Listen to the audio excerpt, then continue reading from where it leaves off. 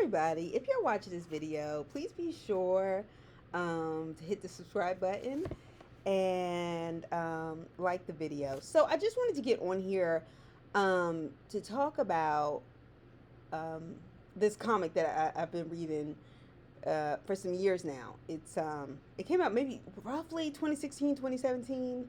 I moved to New York in 2015, and that was the first time I realized that they had a Black comic book festival. And at the time I participated, it was like the third annual one. They were holding it at the Schomburg, and that really kind of introduced me to this whole new world of like Black speculative fiction, Black comics, but Black comics are characters. Long story short, there's this comic known as Moon Girl and the Devil Dinosaur, Natasha Bustos, and she wrote it. And for years I followed it, and then it was like it had kind of come to an end. And I was like, dang, what happened?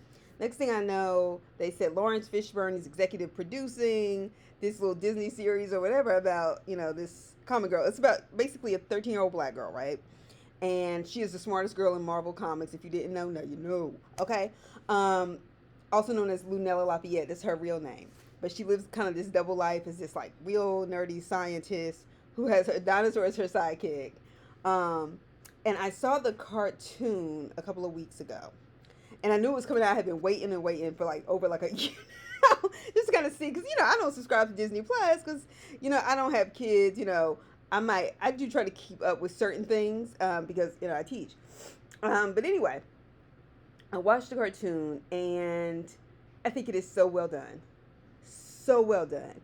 The main character, Lunella Lafayette, a.k.a. Moon Girl, is played by voice by an actress named Diamond White. I didn't know much about her before this, but I think she does a great job. Alfre Woodard plays the grandmother. Lawrence Fishburne narrates a huge part of it and plays a couple of different characters.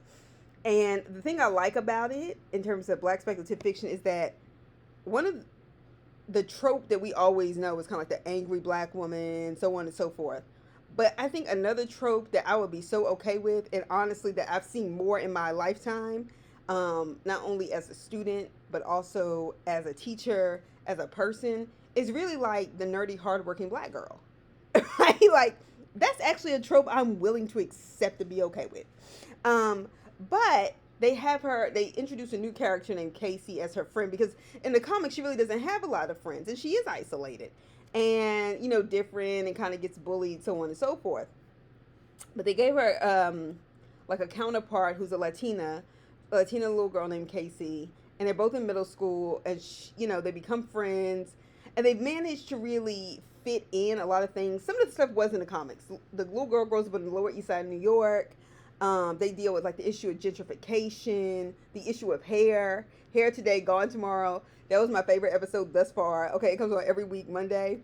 And I've just been buying the episodes like on Amazon because, I don't really have a use for Disney. I may do Disney Plus at some point, but it's good for adults too. And I say this not just because I have an investment, and it makes it feel like not weird, like when you've been like following the cartoon, but also because a colleague of mine, she has two daughters, and she's a white woman, has two white daughters or whatever, and she was like, they just love it.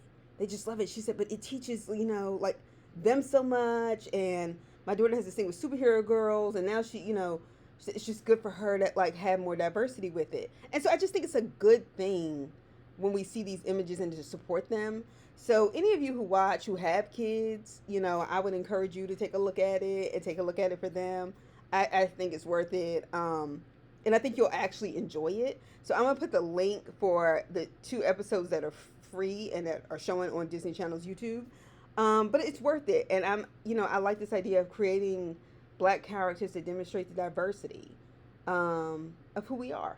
And that's something I learned, not only growing up, but especially when I went to Spelman, how diverse Black people are. And so it just makes my heart smile. Anyway, so I'm going to put it down, and then, if you watch it, please watch it. And then let me know what you think. But I'll talk to you all soon. Bye.